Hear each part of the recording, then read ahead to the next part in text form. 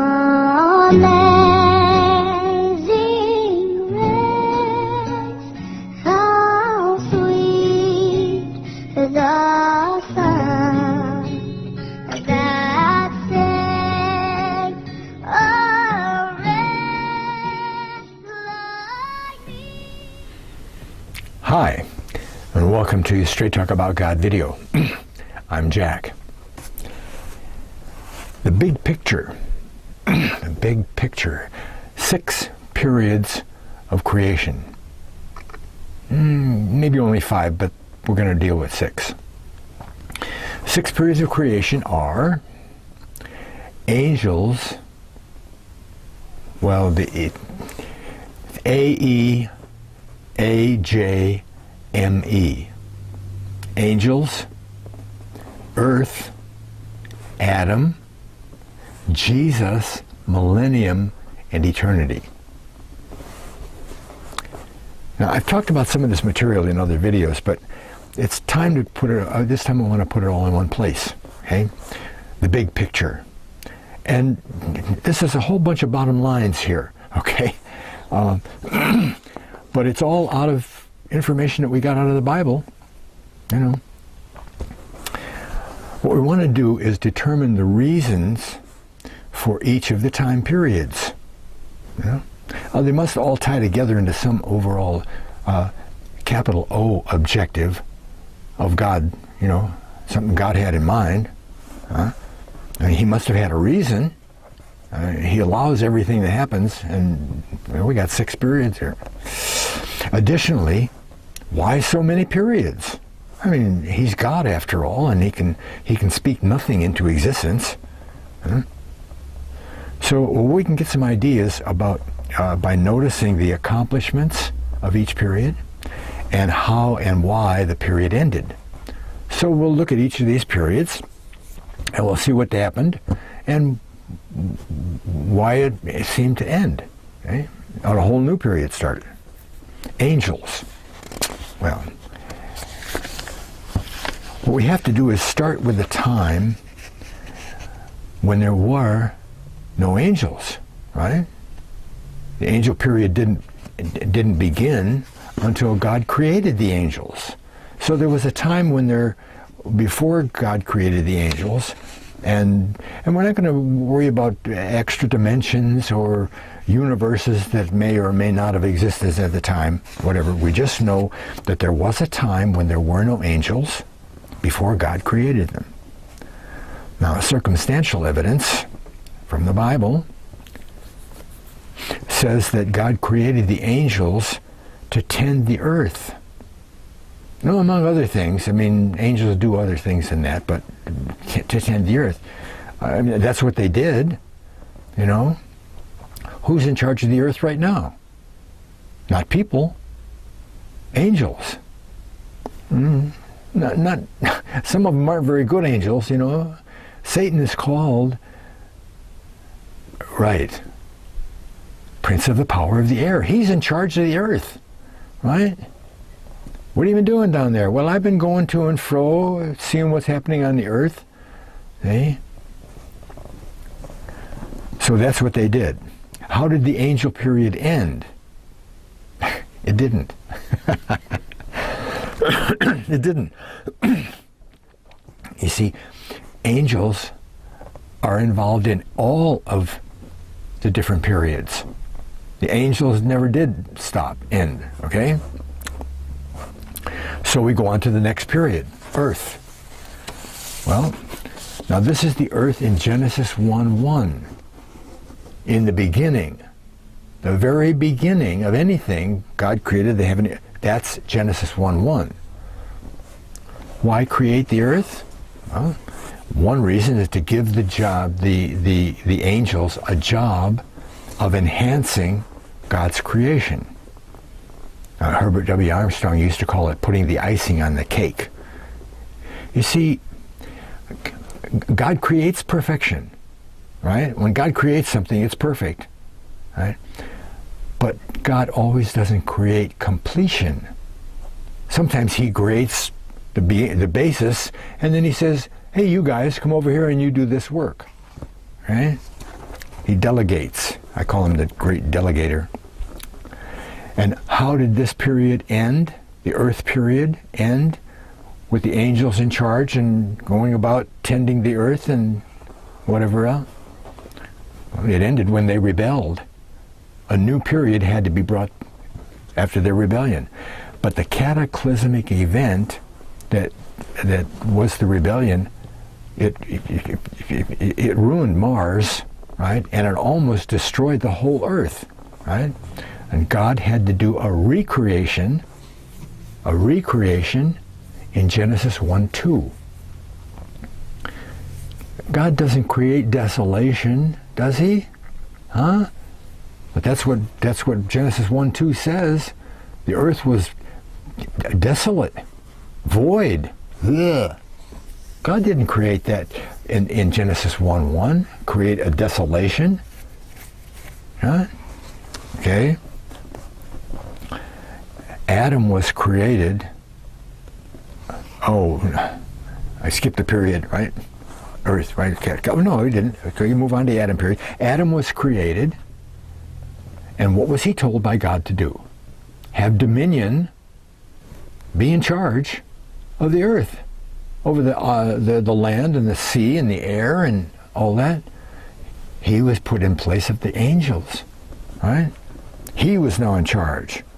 Right? So he and his descendants were supposed to grow into a group of people that would fill the void left by the angels when they left, when they rebelled. Now the Adam period ended with a vast number of people. Took a long time, okay, thousands of years, but the whole group of humanity was mostly apostate. So a small percentage were God believers. The rest of them were all, worshiping idols and doing whatever. They were apostate. So much so that God's plan for humans was getting off track. So he started a new time period, the Jesus period. Okay? Why? To counter the apostate religious practices that, and to clearly show humans how to become believers, God believers. Okay? This is accomplished, becoming a believer is accomplished by acting in trust of something God has said. Okay? God has said. And that results in the implant of God's Spirit, indwelling of the Spirit, when you act in faith. Simple. Simple for us. It wasn't simple for them. They didn't know anything about that. They were doing the law and all that. Okay? So, Jesus came and did that. So anytime the Spirit is present in a person, God looks at that person as righteous, saved. You're saved when the Spirit's in your body. Simple. And that period is still the period we're in right now, but it's about to come to an end, with the Great Tribulation and all that, okay? But that period will end with the conquering of Satan at Armageddon. And then we go into the millennium, the fifth period, millennium. Why have the millennium? Well, that's pretty obvious. To finish up getting the people saved that were on the saved list. Saved list. Paul says that, excuse me, I got distracted for a minute. Paul says that list, the people who are going to be called, was made up before the foundation of the world. Ephesians 4. Before the foundation of the world, before Genesis 1:1 is where I put that. There's this list of all these people that are going to be saved. Okay? Now, besides the saving process, there's probably going to be a lot of glorified fathers who now have glorified bodies, and they're going to be helping run the government with Jesus in control over in Jerusalem. And there's probably going to be a large group that will be tasked with repairing the earth after millennia of abuse, right? And then this period will end. The millennium will end after 1,000 years, and the last period, eternity, will begin. Well, it's been already in existence. It doesn't, but we get back, the people get back into there, and what happens in eternity? Well, now God can get back to his original plan of creating stuff and having people enhance it and having fun. How does God have fun? By creating himself. Now, there's a little bit of repetition here, but here's some of the reasoning, okay? Reasoning. Angel period. God knew that giving angels free will would allow some angels to rebel. Make sense? Huh? Free will. Who has free will? We have free will, don't we? That's because we're made in God's image. So God must have free will too, doesn't it? He decides whatever he wants to decide. He's not limited by anything, especially the way we aren't. We're not limited that we can't say no to God.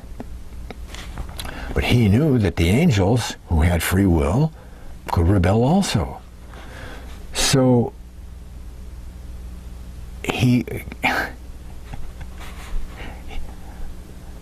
this is my own theory, of course, okay? He created the earth to give the angels an environment in which to rebel. Okay? And they did. They did. He knew what he was doing. When the angel rebelled, he had to start the earth period, and he gave the angels the environment to rebel. He set up a group of people. In Genesis 1:1, creation of earth, there were no people. People didn't happen until Genesis 1:2. Huh? You go to Jeremiah 4:23, I think it is, and you'll find there were no people, and the earth was almost obliterated.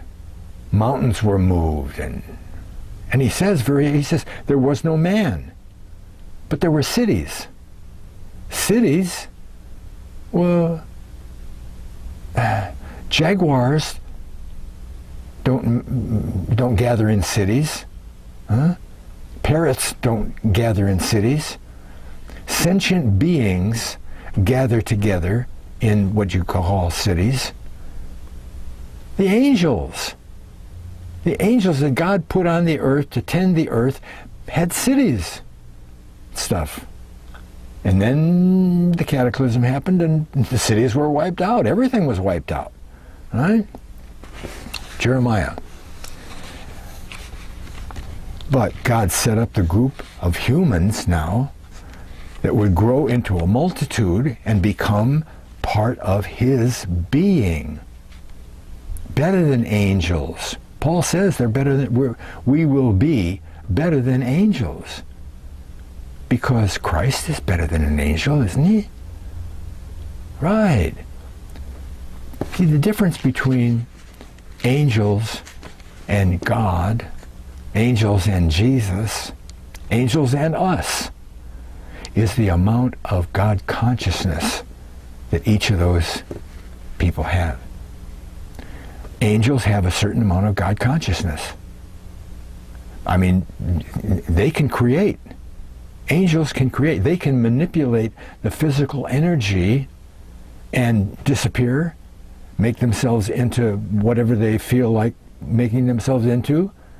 They appear to people in the Bible as men, They're not men. They don't have flesh bodies, but they can make a flesh body for a time. They can even eat, right?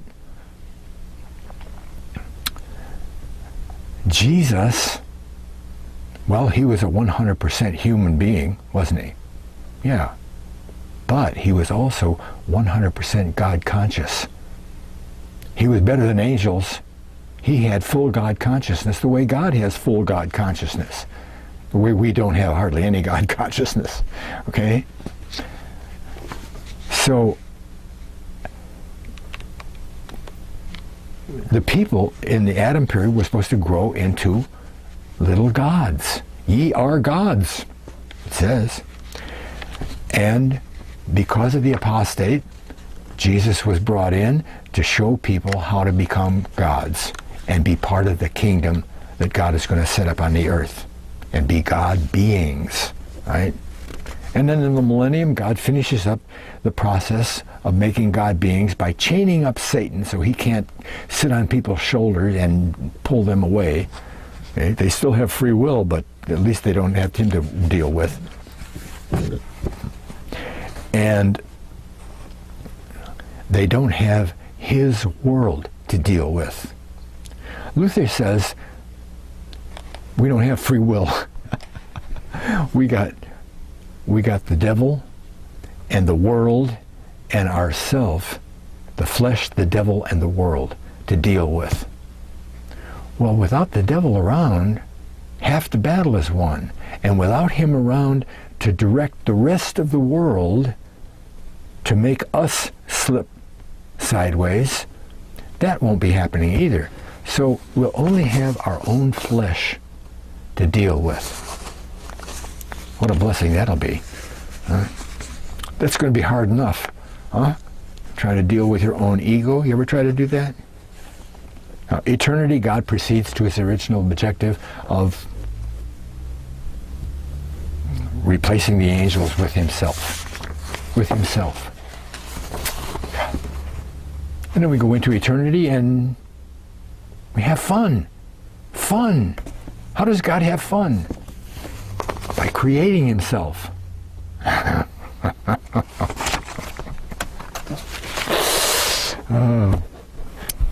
Thanks a lot for watching. God bless.